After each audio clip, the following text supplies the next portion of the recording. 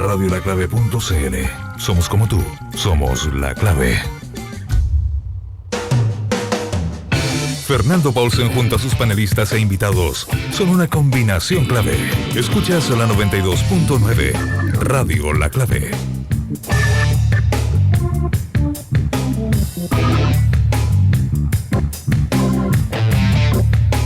Estamos de vuelta y ya tenemos a nuestro panel: Jorge Ramírez, de Libertad y Desarrollo; Francisco Martorell, director del Periodista; Alejandro Montt. Perdona porque tenía otro nombre aquí, de Construir Sociedad.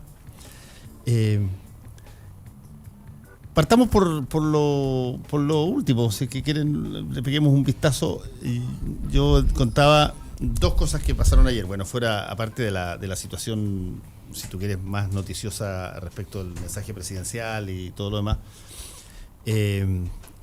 con la excepción de la UDI, que está a decenas de militantes de fichar en todo el partido, en todo el país. Todos los partidos tradicionales aparentemente se ficharon. El mapa cambió de un mes a otro muy fuertemente, y por lo tanto no parece haber ningún tipo de problema para presentar candidatos donde quieran, para incluso presentar candidaturas presidenciales a aquellos que están refichados en todo el país. ¿Qué creen que pasa ahora? Me parece sorprendente, para ser franco, de que a raíz de un evento que nosotros estamos mandados a hacer para buscar excusas para hacer las cosas que queremos hacer, pero no queremos nombrar las razones reales de por qué las queremos hacer. Pero a raíz de un evento que fue la bajada de Ricardo Lagos, todo se puso en discusión en los dos conglomerados respecto a si se hacen o no se hacen primarias.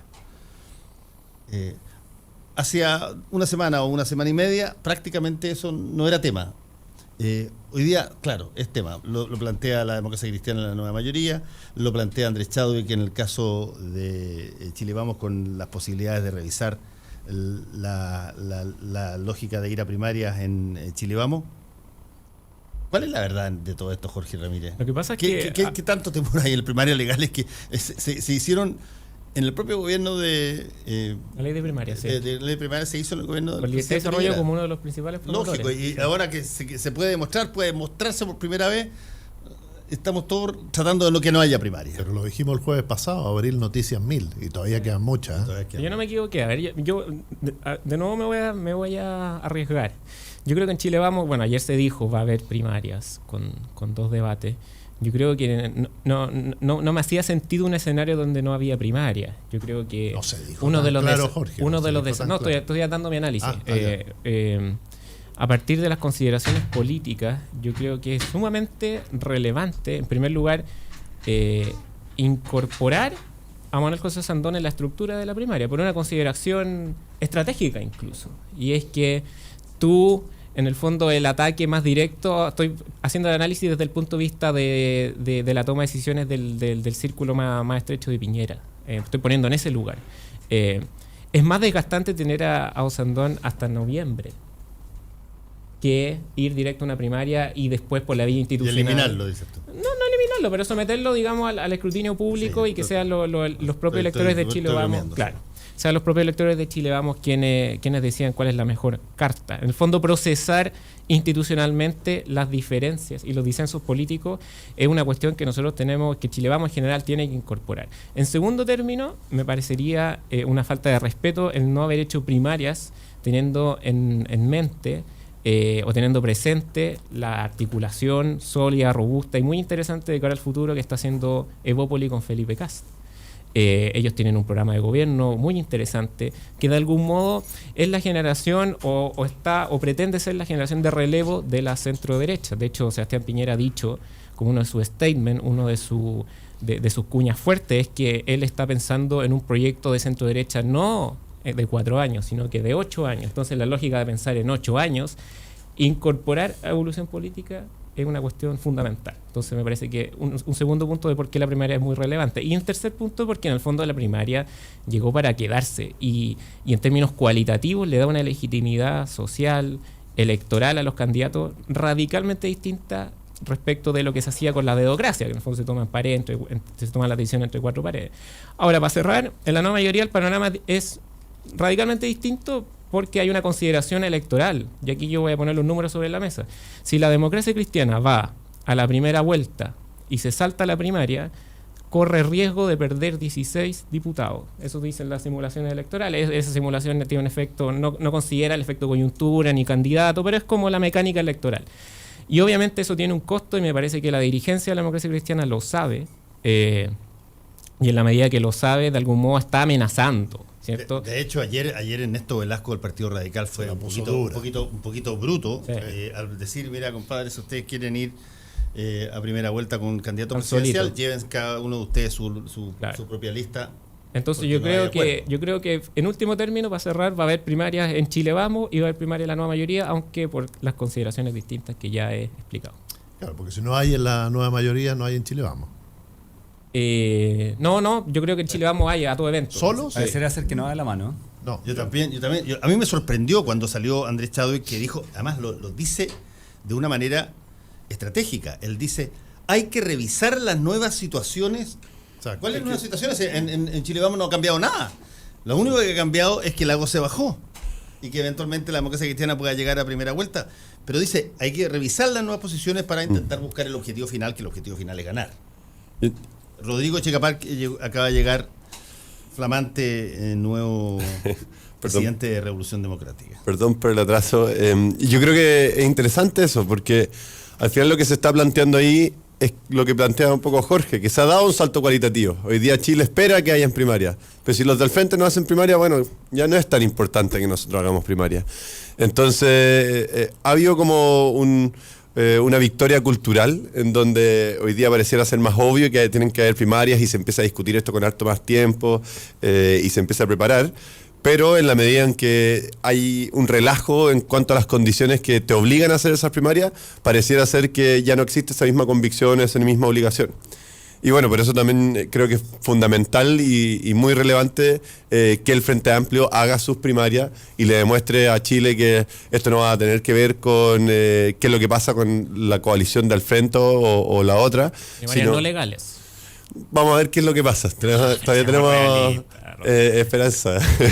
Lo podrían hacer si es que alcanza el Partido Comunista a... No, hoy día el vehículo que llevaría adelante las primarias legales sería Revolución Democrática, cuando faltan todavía, no sé, 18.000, 20.000 firmas y quedan alrededor de 2 semanas.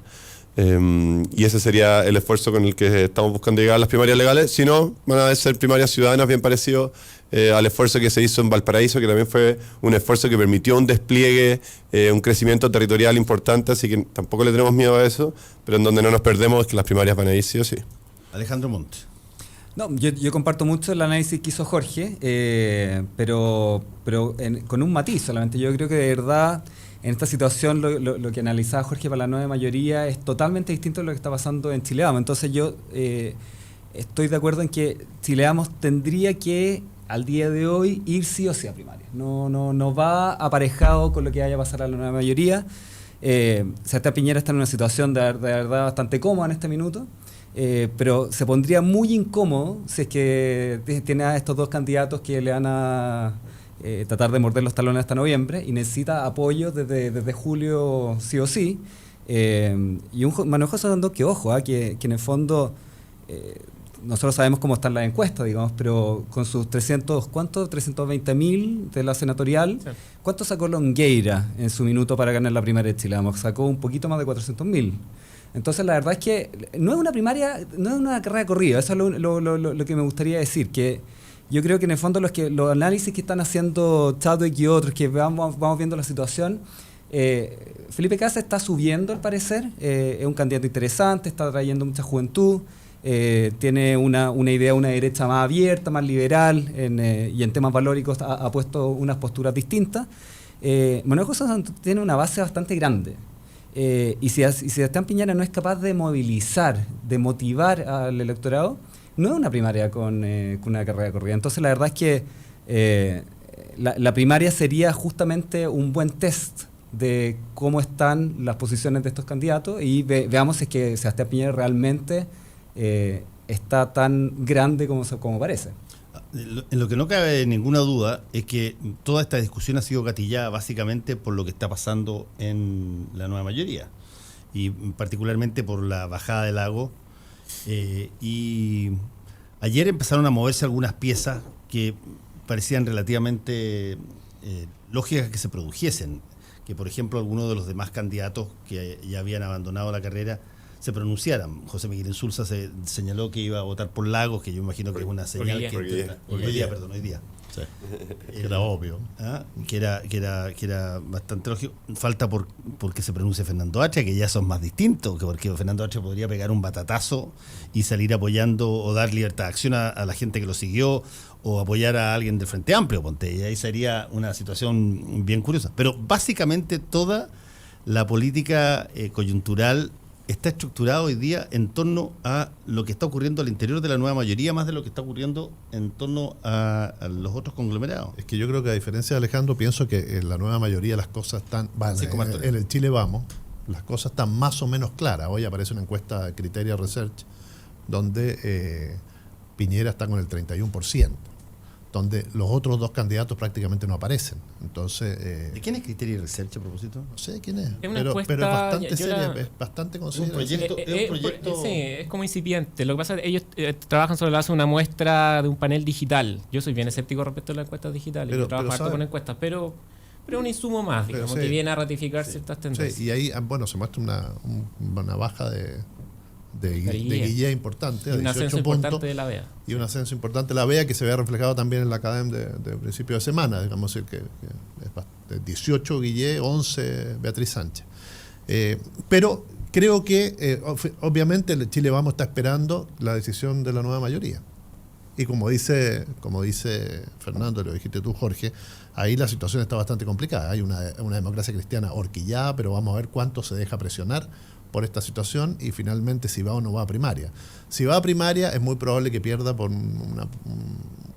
fuertemente y se diluya aún más su presencia dentro de la nueva mayoría. Por eso es probable también que insistan y quieran llegar a primera vuelta. Y vamos a ver qué tipo de primarias son también, ¿no? Claro.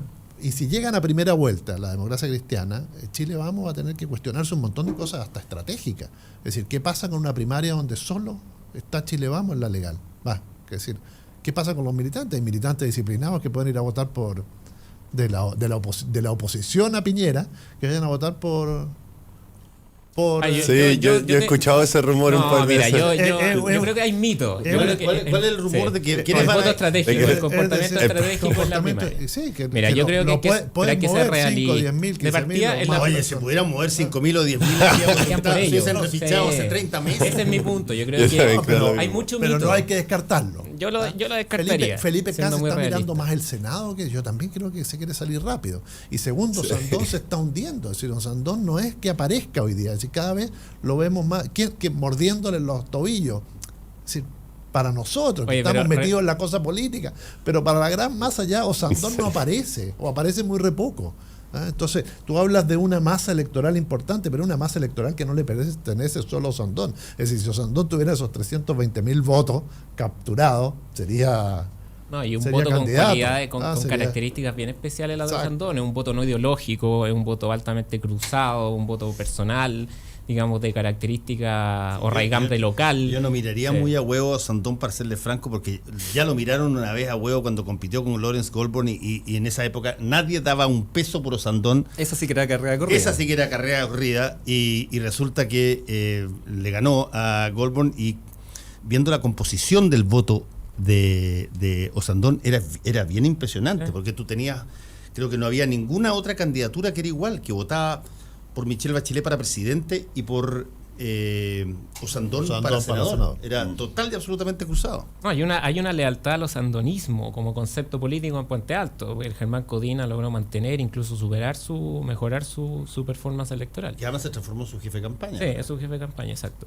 Pero respecto al punto del mito del voto estratégico, que me parece bien cuestionable, sobre todo que parte de la dirigencia de Chile Vamos lo haya puesto sobre la mesa. Yo creo que no De partida estamos hablando de volúmenes de votación importantes. Estamos hablando de la primaria de Chile Vamos, o sea, de la alianza del 2013 participó 1 millón de personas. Yo creo que ese es como el test de... Por lo tanto, incluso estadísticamente es inviable que en el fondo haya un sector político que sea capaz de movilizar independientes, porque acuérdense que en la primaria los militantes de los partidos adversarios no pueden participar en tu primaria. Tienes que ser capaz de movilizar, no sé, 400.000, 500.000 independientes. Entonces me parece que no es un argumento viable. Oye, ¿y por qué creéis que están bajando entonces las primarias? No, yo creo que hay un... Siempre está es como una suerte de germen de exceso de confianza y favoritismo, y hay un vértigo con el riesgo también, porque en el fondo Piñera está tan consolidado en el primer lugar que en el fondo hay mucha gente que dice no nos expongamos en el fondo a ir a una primaria que puede pasar quizás. Es que si hay primaria, Rodrigo, ocupar por definición hay competencia. Y Felipe Kast tiene razón cuando dice, si es que vamos a hacer primaria tenemos que hacer debate. Y si es que hay debate, el que está arriba y que está intocado en este momento tiene todas las que perder, claro, y los demás tienen todas las que ganar. Básicamente lo que salió hablando un poquito de Ford, ¿no? Que no tenemos tanta confianza en cómo se comportarán estos candidatos contra nuestro candidato que estaba relativamente bien. Exactamente. Entonces, bueno, el delfín Felipe Cast obviamente va a ser bien buena onda. Pero Sandón evidente lo que va a hacer un debate así, o sea, aprovechando ese espacio. En los 90 Menem no fue a los debates. Claro. ¿Viste? Que dejó la silla vacía. Es decir, iba tan arriba en las encuestas. Bueno, David Cameron en la última elección, en la última elección del Parlamento británico, o sea, en la anterior, digamos, David Cameron con Miliband, digamos, Cameron no fue al debate. Claro, es mejor no ir que exponerse al fuego cruzado. Además, ¿quién puede lo más, puede lo menos? Si es que el expresidente Piñera no tiene ningún problema en ser candidato con la cantidad de cosas que se le atribuyen o que tiene o que está padeciendo y aparentemente es impermeable a todo ese tipo de cosas. Y eso es lo máximo porque...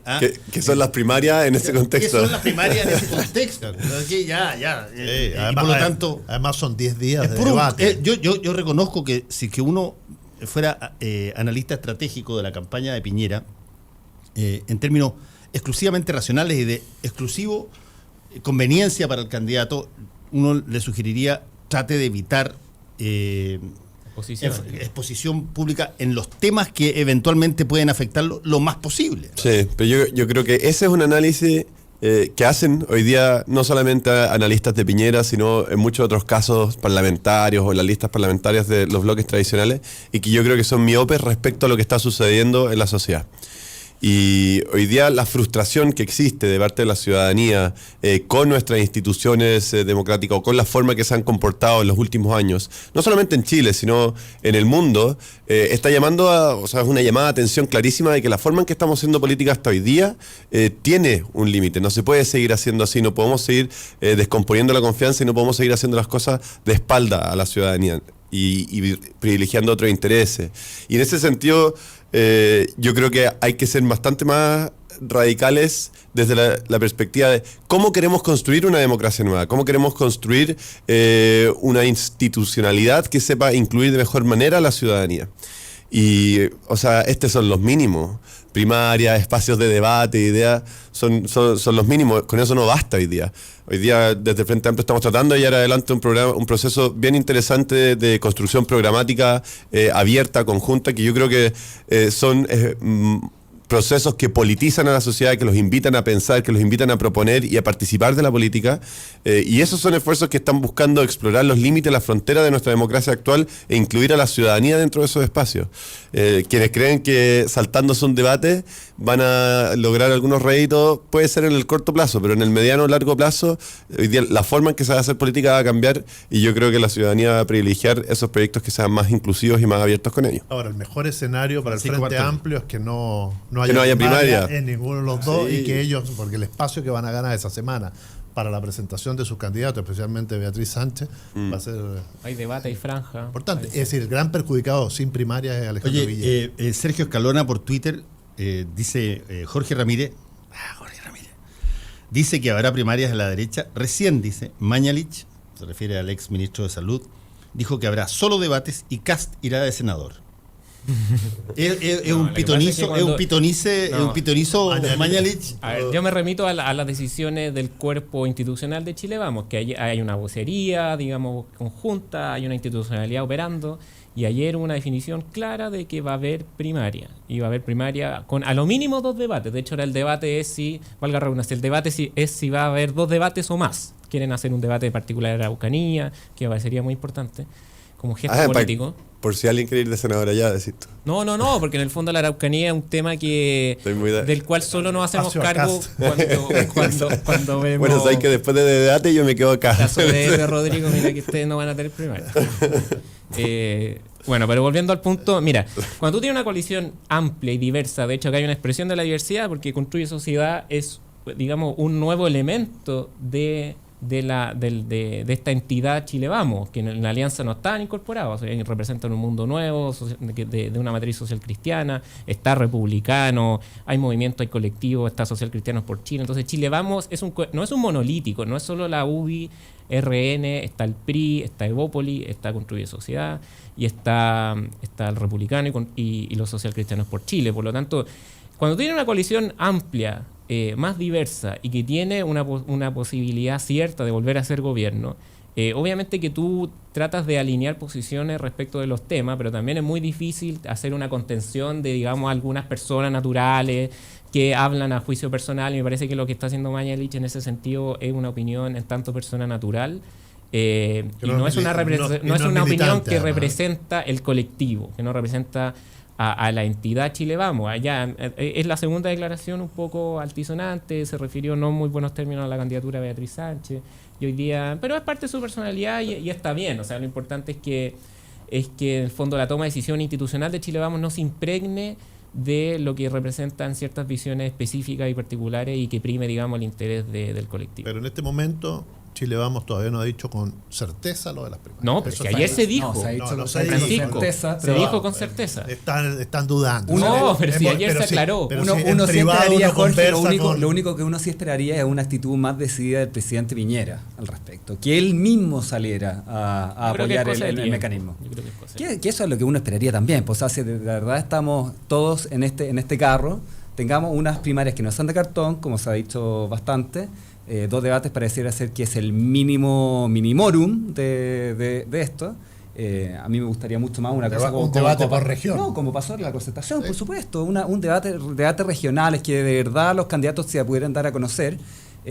A Piñera eso no interesa, si él tiene el conocimiento del 98%, pero sí le interesaría mucho a un Kast, sí le interesaría mucho a Por lo demás, hay otro mito de que se habla de que como Piñera está tan disparado en la encuesta, participaría poca gente. Y yo pongo el dato de la primaria de la nueva mayoría del 2013, que Bachelet estaba aún más disparada que Piñera, y participaron cerca de 3 millones de electores. Pero eran 4 candidatos potentes.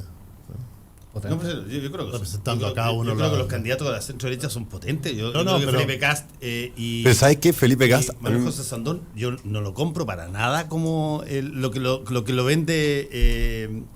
qué sé yo, Chile Vamos, así como si fuese una especie de clown que está todo el día.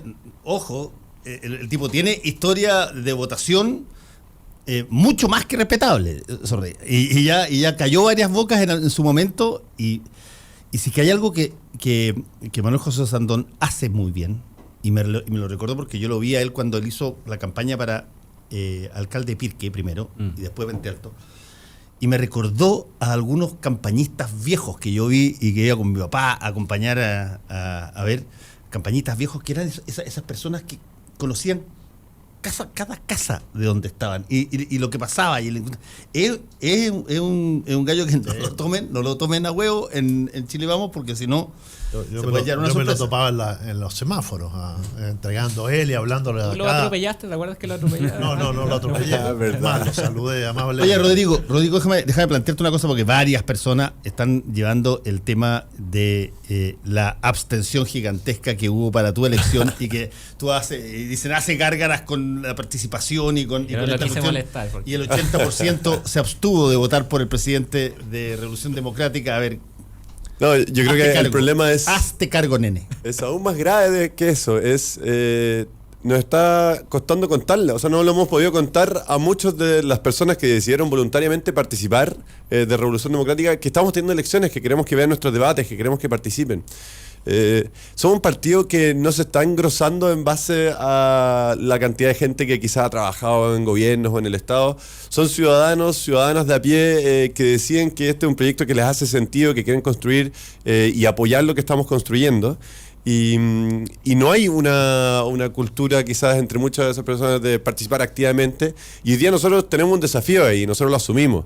Tenemos que ser capaces de mostrarle a esta ciudadanía que encuentra en Revolución Democrática una alternativa desde la cual quieren apoyar y construir, que esta es su casa también, que tenemos que invitarlos a tomar estas decisiones, a participar de esos debates y a poder votar finalmente, no solamente en las elecciones de nuestra dirección, sino en las elecciones estratégicas. Hemos definido, por ejemplo, que en una segunda vuelta en la que nosotros no estemos, posiblemente, ojalá que no sea así, esa es una decisión que va a tomar cada uno de los militantes, un militante, un voto. Entonces, hoy día estamos invitando a otra forma de hacer política, pero también hemos invitado a otra ciudadanía a la que tenemos que contarle un poco cómo queremos hacer eso. Y eso es un desafío enorme que nosotros tomamos como directiva también. ¿Es cierto que podían votar por internet? Sí. Pero el problema aún más grave entonces por Rodrigo, porque yo soy capaz de empatizar contigo en el término de que es difícil movilizar. Partí diciendo que hay mucha gente que ni siquiera se enteró que teníamos esta elección. Tenemos que llegar a gente que ha firmado, que no tiene correo electrónico o del cual no tenemos esa información. No son los militantes que trabajan muchas veces en distintos espacios del Estado, que hace mucho más fácil para otros partidos tener ese vínculo. No, son ciudadanos que hoy día deciden que este es un proyecto político que les hace sentido. Ahora nosotros no le hacemos el quita a ese problema. Esa es nuestra propuesta, esa es nuestra promesa democratizadora. ¿Y no había un quórum mínimo? Y vamos a construir para que ojalá en las próximas elecciones nosotros nos ponemos como objetivo que sean a lo menos 10.000 en las próximas elecciones internas de Revolución Democrática que estén participando.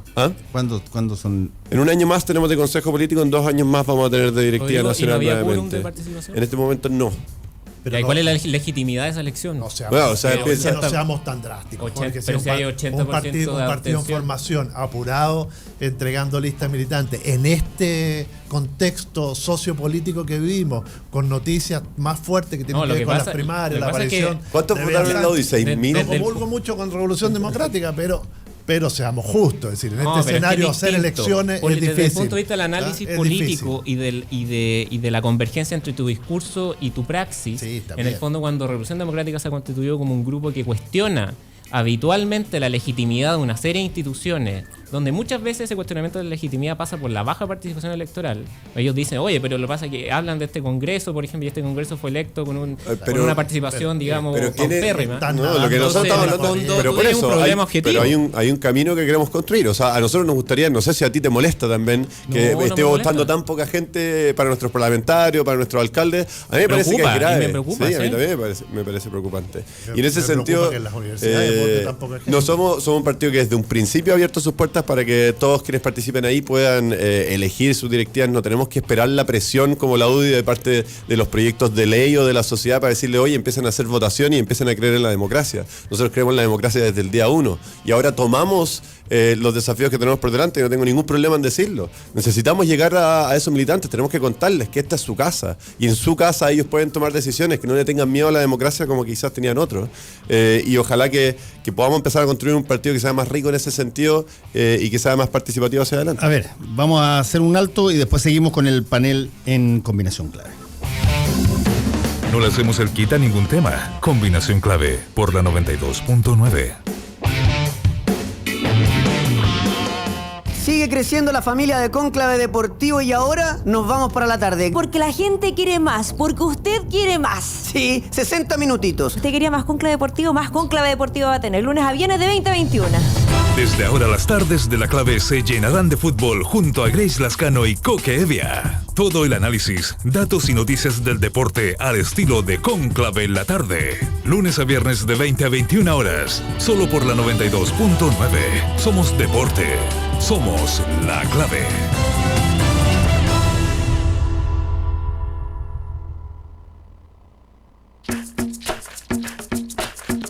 Hora Clave. 9 de la mañana, 59 minutos. 92.9. Somos como tú. Somos la Clave. Si tú eres de las que se preocupa de dar lo mejor a tu familia, la que da sus recetas por Facebook, la que da sin esperar nada a cambio, la que da ideas para el fin de semana, la que da consejos por WhatsApp, la que da orden y malcría, la que da permiso, la que da su hombro, la que da amor... Entonces, dale Manantial a tu familia, porque darles agua purificada les hace bien. Manantial no contiene cloro, es libre de sodio y es 100% pura. En Manantial, despachamos gratis toda la pureza y frescura que merece tu familia. Contáctanos al 600-427-2200 o solicítalo en manantial.com. Manantial es vida. En el corazón de Providencia y a pasos del metro, Hotel Nogales and Convention Center. Un servicio de primer nivel con estacionamiento, Wi-Fi y desayuno incluido. En Hotel Nogales ponemos a su disposición nuestro centro de eventos con salones con capacidad hasta 400 personas. Reserve su estadía en hotelnogales.cl o a nuestro teléfono 223-356958. Hotelnogales.cl. Lo hacemos simple para usted.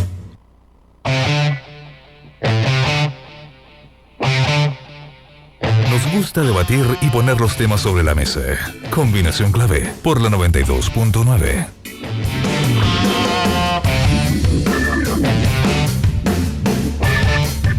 Estamos de vuelta con el panel. No vamos a seguir hablando de las representaciones, pero ya están las cosas tiradas y ahora lo que funciona es a ver qué tanto calza o con lo que la gente al final va a requerir. Pero no cabe la menor duda que hay una, llámalo así, una situación totalmente desigual, creo yo, o por lo menos diferenciada entre las grandes coaliciones y las coaliciones incluso que acaban de partir, que vienen con el ímpetu aglutinante de los movimientos nuevos, que siempre tienen, si no tienen entusiasmo y no tienen ganas al principio, bueno, no lo tienen nunca.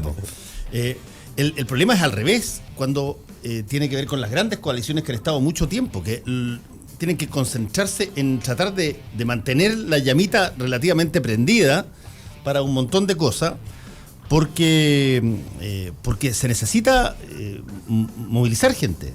Eso es inevitable.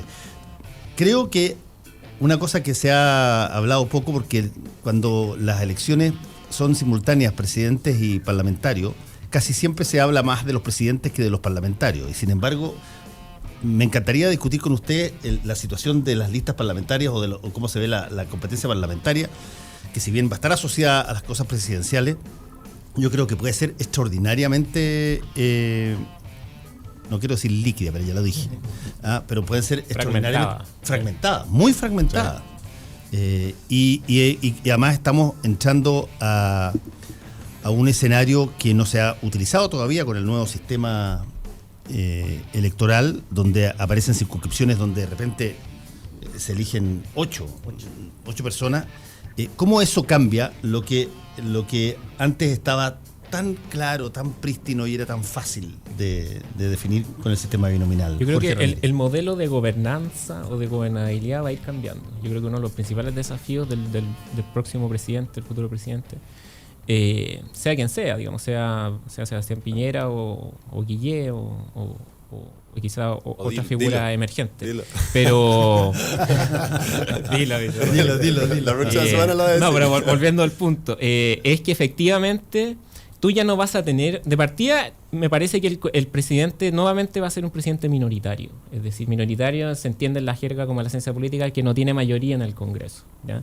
Y eso implica, digamos, un desgaste muy significativo para la gestión gubernamental. En el fondo, la tramitación de proyectos de ley se torna muy dificultosa, muy compleja, porque tú tienes que de algún modo ir fraguando o estableciendo acuerdos, y en la medida que tú tienes dos grandes coaliciones, a lo menos es más fácil interlocutar con una oposición estructurada, ¿ya? Que era lo que se enfrentó, por ejemplo, Sebastián Piñera en el año 2009, que estaba por ese entonces concertación, aún no nueva mayoría, o viceversa lo que se enfrentaba a la concertación o la nueva mayoría con Chile Vamos. Pero hoy día, cuando tú tienes un sistema electoral proporcional, donde los incentivos no son centrífugos, o sea, no son centrípetos, son centrífugos en el fondo. Los incentivos están por ir más bien por lo disruptivo, por fuera, donde el umbral de acceso al escaño disminuye. Antes era 33,3%, hoy día, dependiendo del distrito, pero es como 12,5%.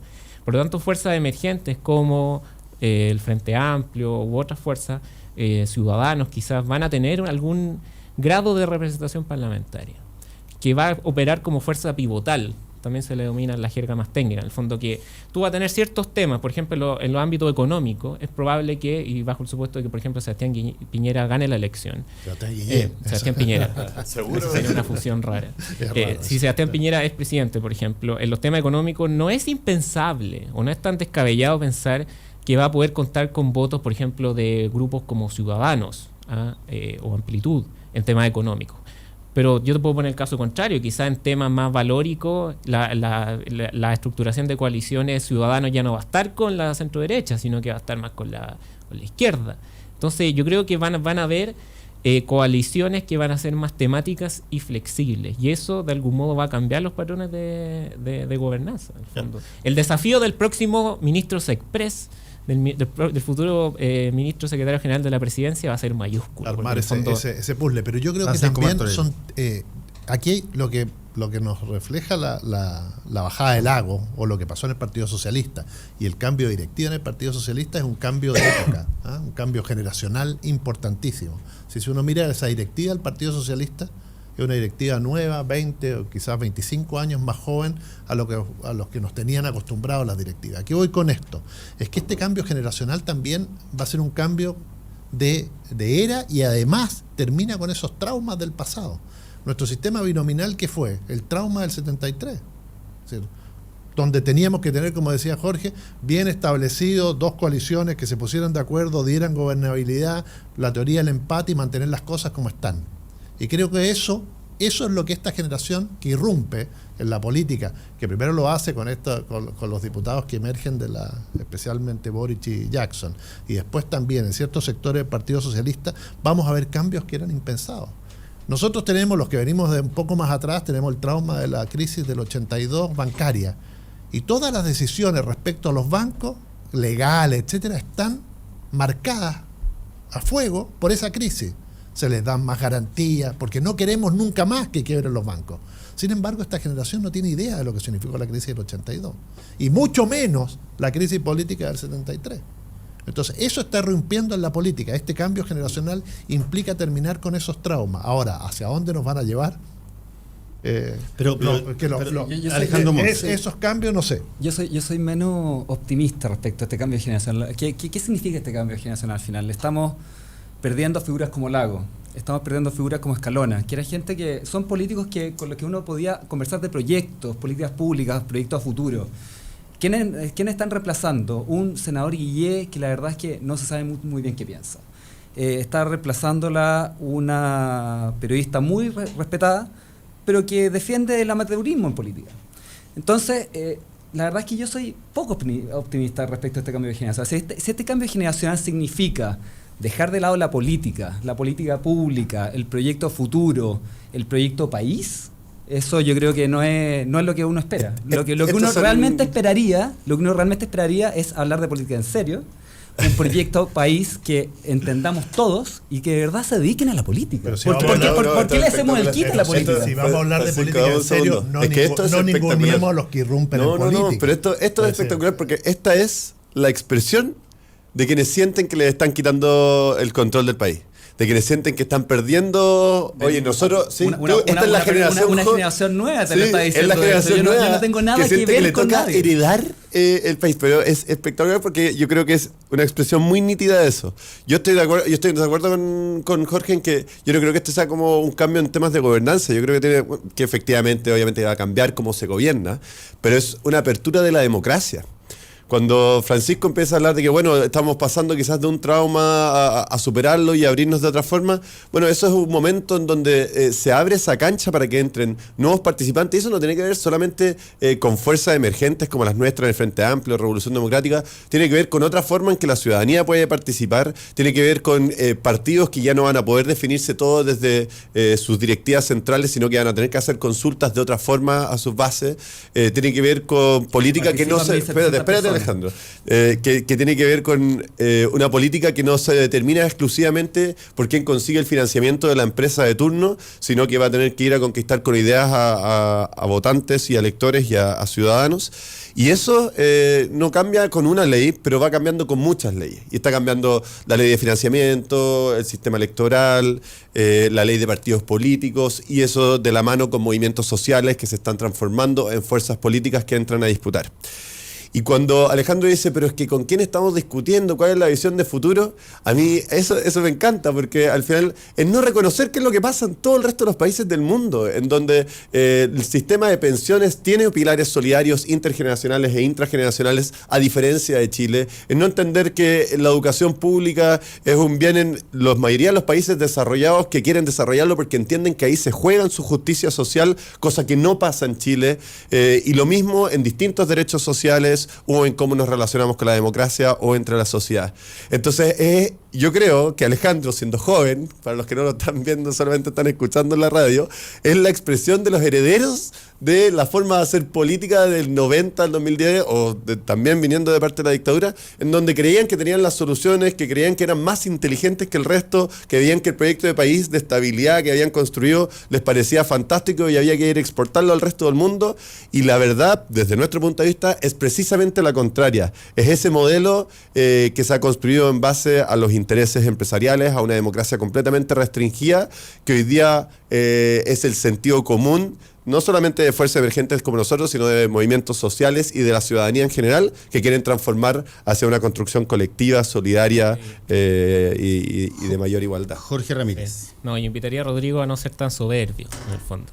Porque en el fondo lo que planteaba Alejandro es que efectivamente hay un sentir mayoritario, y acá los números nuevamente hablan por sí solos. Te voy a decir la pasada elección municipal, donde la elección de concejales, más del 87% de la gente votó por candidatos de los dos grandes bloques políticos, por Chile Vamos o Nueva Mayoría. Entonces eso está diciendo algo, Rodrigo. Está diciendo que en el fondo, teniendo otra alternativa, porque ustedes compitieron, ustedes llevaron candidatos a concejales. ¿Cuántos lugares? No, pero bueno, ya, estaba la alternativa, Jorge, estaba la posibilidad. Bueno, si quería hablamos en estos términos, o si quería hablemos en términos políticos de qué es lo que está pasando en la sociedad. No, pero si yo no soy político, yo vengo acá para hacer un análisis. Entonces déjame hacer mi análisis. Pero ese análisis tiene un contexto, Jorge. Sí, no, pero déjame terminar. El acceso a los medios, la capacidad económica para decir, oye, si tú haces, mira, yo te desafío a que hagas, porque acá se victimiza mucho, no, es que nosotros los medios no nos escuchan. ¿Cuándo se ha visto un referente político que tenga 2 diputados y que tenga la cobertura mediática que tiene el Frente Amplio? Estoy de acuerdo con eso. Nómbrame uno. No, pero estamos hablando a nivel nacional, los candidatos. Hablaste de los nivel pero si estamos nacional. Hablando de opinión pública. No hablemos de Boric y Jackson. Ya quisiera, por ejemplo, Construye Sociedad, que también es un nuevo referente político, que con gente más o menos de la misma generación que Revolución Democrática, la cobertura mediática que tiene, digamos, el Frente Amplio, Revolución Democrática o la Izquierda Autónoma. Entonces, no nos victimicemos. Acá ustedes tienen liderazgos políticos consolidados. Si quieren competir a grande, entonces mídanse con los parámetros. Entonces, ustedes compitieron en las elecciones, no les fue bien. Ustedes se sometieron al proceso de refichaje, les ha ido mal. No, ninguna de esas dos cosas son ciertas. Estoy hablando con los datos. Tienen 10.000 militantes inscritos, Evópoli tiene 20.000, tiene el doble. Ustedes hicieron elecciones internas, el 80% de su masa electoral no fue a votar. Entonces un poquito menos de soberbia, Rodrigo, porque tú no eres depositario del nuevo ciclo ni de la nueva generación de jóvenes en política. Tu alternativa es válida y yo la admito y la encuentro incluso interesante, que se ponga sobre la mesa y discutamos, pero con respeto y sin soberbia. Sí, bueno, nosotros, te lo digo inicialmente, y te lo dije desde antemano, no son solamente lo que estamos haciendo nosotros, sino de lo que viene de distintos espacios, distintas fuerzas emergentes y de movimientos sociales. No es verdad que el 87% vota por el resto, teniendo un montón de otras alternativas sobre la mesa. Tú sabes, primero, que nosotros no participamos en muchos de esos espacios en donde se dieron esas votaciones, y en segundo lugar, te lo pediría, ¿en verdad me negarías que no hay una ventaja de todas las fuerzas que lograron constituirse antes de esta etapa política para poder competir? Evidentemente tiene una ventaja respecto a cualquiera que está emergiendo en este momento. Y segundo, si hay algún nivel, si hay algún nivel o sea, si hay alguna cobertura que se detiene a Giorgio y a Gabriel por el rol que están haciendo, bueno, también debe tener que ver con que son los parlamentarios que han logrado mayor adhesión ciudadana en Chile. ¿Uno ha cuestionado eso? Y entonces hay un reflejo reflejo de lo que está sucediendo ahí. Y yo en verdad ni siquiera quisiera llevarlo a lo que pasa dentro de mi orgánica de Revolución Democrática o dentro del movimiento autonomista de Gabriel Boric, sino que en verdad creo que tenemos que saber leer el momento político que está sucediendo en Chile. Lo que dice Gabriel y Giorgio no tiene nada de especial, viene siendo lo que se decía en el movimiento estudiantil desde el 2006, viene siendo la expresión que son las marchas de No Más AFP, en donde están saliendo 1 millón de personas.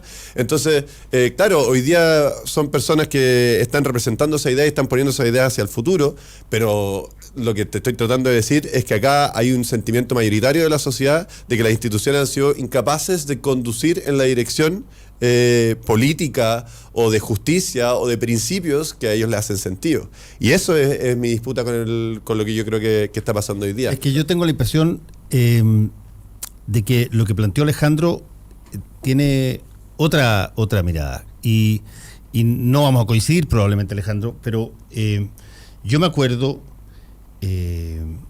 cuando creo que fue la campaña de Obama, la primera campaña de Obama, cuando el candidato republicano necesita demostrar que existe una forma de hacer las cosas y que es de una sola manera y que siempre es así. Y graban un spot que se llama la llamada telefónica en la Casa Blanca a las 3 de la mañana. Sí.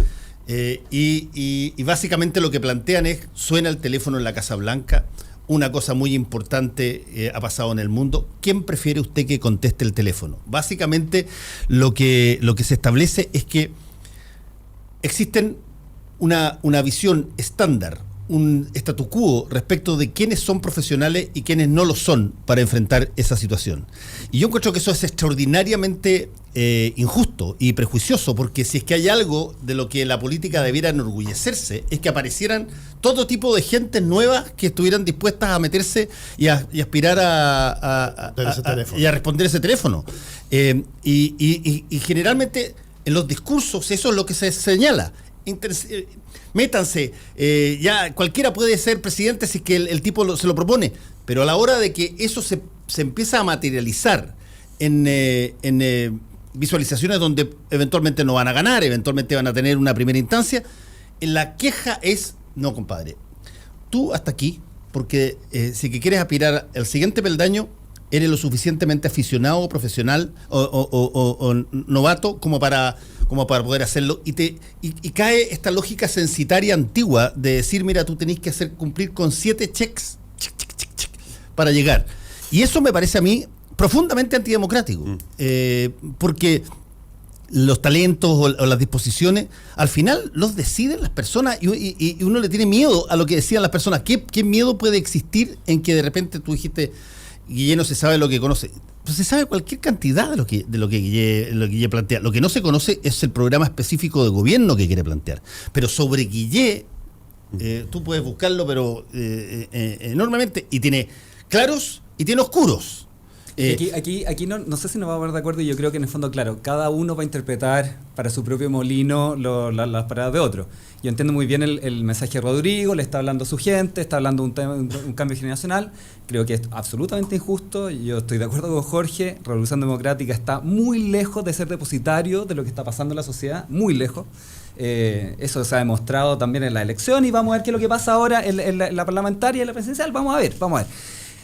Partir de la base de partida, y no quiero enfocar esto en Revolución Democrática, por favor, pero partir de la base que todo esto tiene que ser una revolución, a mí ya me llama la atención. O sea, la política es cierto, que se abren las puertas, que participa la gente, pero tiene que ser una revolución. Hay que votar todo, hay que hacerlo todo de nuevo, hay que llegar al Ministerio de Educación y decir: esto está todo malo, peleamos entre todos nosotros, y ahora el proyecto que se cayó ahora, la misma gente de Revolución Democrática tampoco estaba de acuerdo.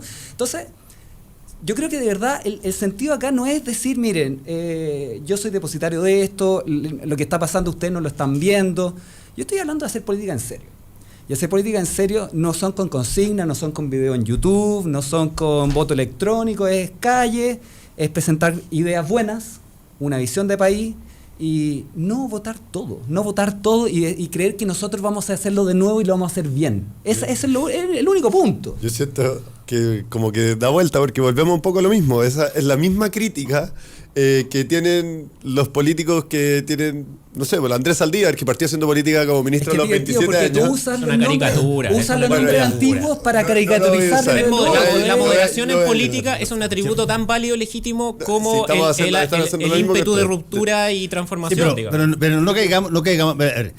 No se puede tratar de soberbio a alguien si es que simultáneamente tú, Alejandro, dices, oye, hagamos política en serio. Sí. Todo el resto es broma. Entonces,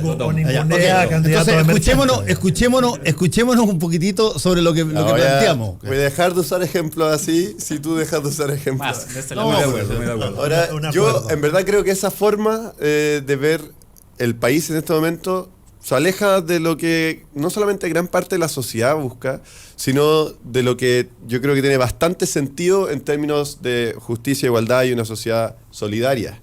Hoy día tenemos una sociedad que está gobernada por el dinero. La educación depende de cuánta plata tienes, tu salud depende de cuánta plata tienes, tu pensión depende de cuánta plata tienes, tu acceso a la ciudad depende de cuánta plata tienes, todo depende de cuánta plata tienes. Eso es una sociedad que renuncia a construir colectivamente espacios comunes en donde todos tienen derecho a acceder a él y se lo entrega todo al libre mercado. Entonces cuando tú me dices, pero es que ¿por qué una revolución? Y no quiero sonar burlesco con esto, sino que yo creo que efectivamente se requiere revolucionar profundamente la forma en que nos entendemos como sociedad para avanzar hacia una sociedad más justa. La revolución tiene que ver con sacar el dinero como el punto central de la definición de cómo vivimos y poner la construcción colectiva de eso. O sea, cuando uno cree en la educación pública, es decir, la educación pública es el espacio que construimos colectivamente. Nos reunimos como sociedad, decimos que va a tener este tipo de características y acá nos encontramos todos y tú, da lo mismo si tienes 1.000 o $1, tú entras acá y tienes derecho a eso. Y lo mismo con distintos espacios de derechos sociales.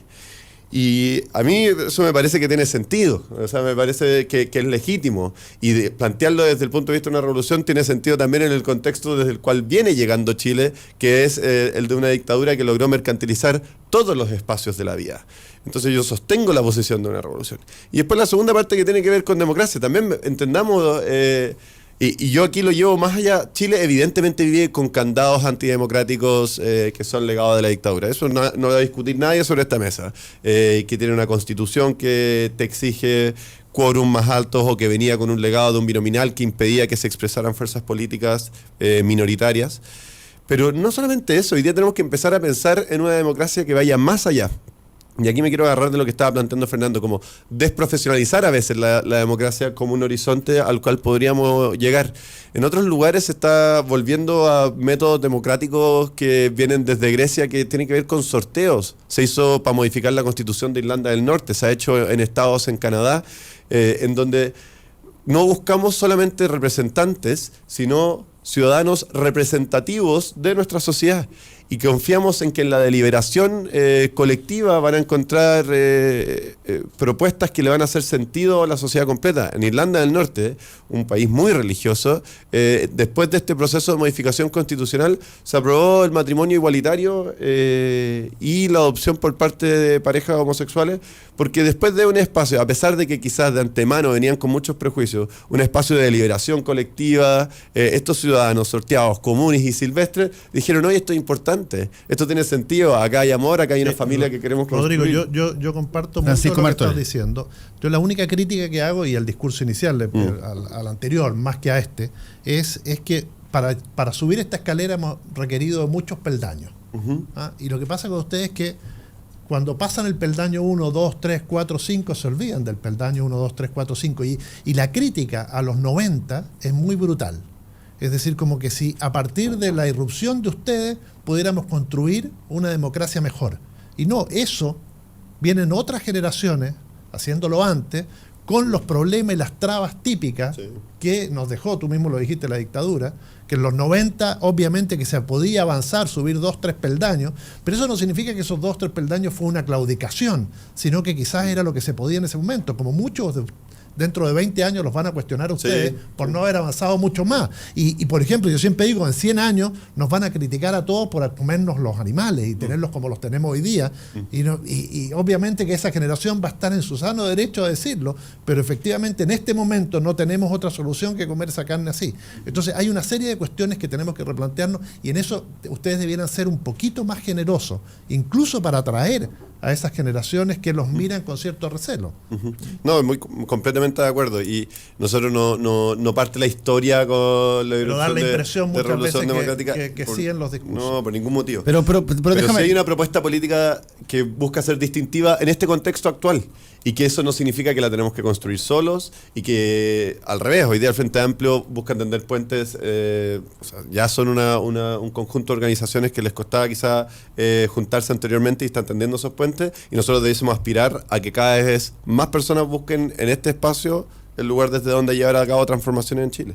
Yo fíjate que en general, y puedo estar pecando totalmente de iluso acá, pero yo no tengo problema en que haya posiciones un poquitito más, si tú quieres, soberbias, para usar la frase tuya, y que instalen temas nuevos, porque es la forma en que tú de alguna manera los visualiza, porque los visibiliza, porque la tendencia de la inercia o el statu quo es que no aparezca nada nuevo.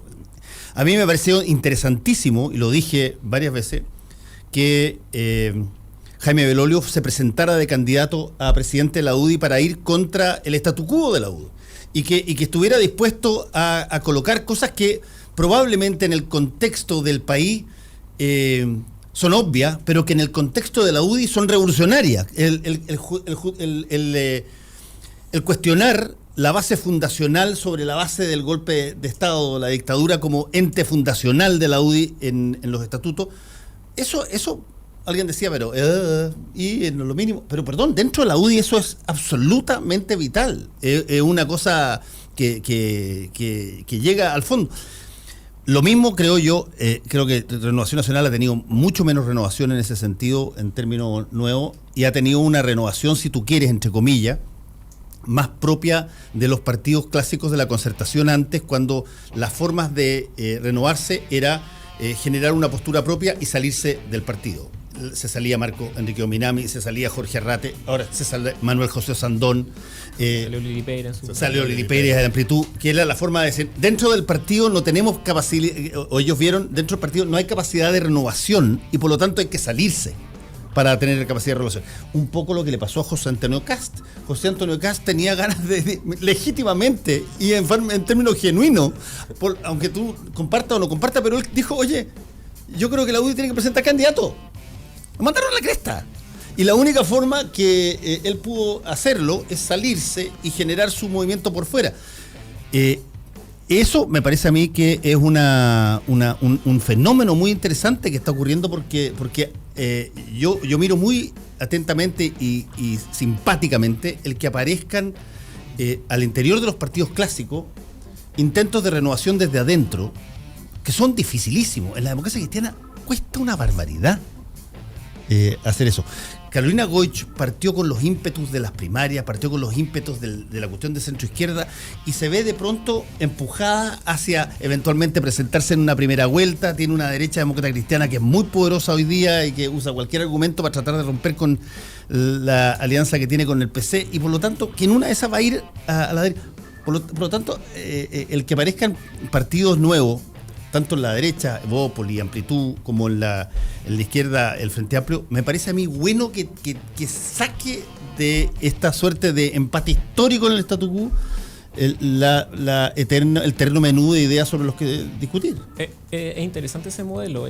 Hay un libro de Cristóbal Belolio que es el Renovación o Reemplazo. En el fondo, cómo se expresan estas nuevas formas de hacer política. Tú tienes dos opciones: o te renuevas desde adentro, en el fondo das la pelea desde adentro, que muchos jóvenes lo intentan en la estructura, digamos, burocráticas partidarias, la inercia de los partidos gubernamentales que tienen a sus cuadros, digamos, militando en el partido, y por lo tanto no se atreven a ser un poco más disruptivos, hay poca deliberación interna. Claro, ese es un poco el ícono, ¿cierto? Ese es un poco el ícono. O la alternativa es ya de algún modo intentarlo con la renovación, pero de algún modo hacer el punto de quiebre y decir, no, yo quiero reemplazar, ¿cierto? En el fondo y me voy por fuera y juego mis cartas en ese sentido. Ahora también hay que poner un punto o una nota al pie de que en el fondo renovación no implica per se nuevas ideas en política.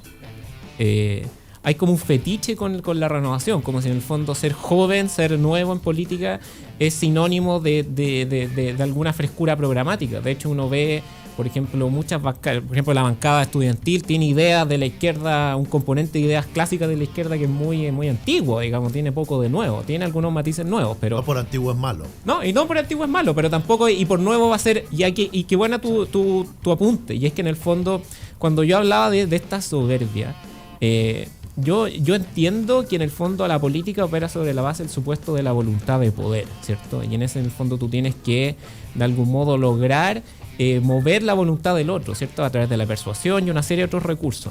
Pero es complejo cuando en el fondo tú tienes referentes políticos que de algún modo estructuran un discurso o una elocución que se funda sobre la base de que ellos son depositarios de todos los activos de la democracia. Y en el fondo eso le hace muy mal al tejido político y al tono deliberativo. Porque en el fondo si algo está muy descompuesto hoy en Chile es el clima de intercambio. Yo creo que hay pocos espacios como este donde uno se puede sentar, discutir con respeto e intercambiar posiciones sin llegar necesariamente a acuerdo, pero donde tú puedes hacer concesiones particulares. Por eso mismo lo esperamos el próximo jueves.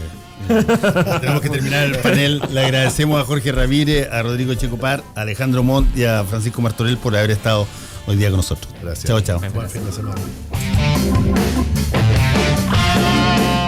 Decimos las cosas como son.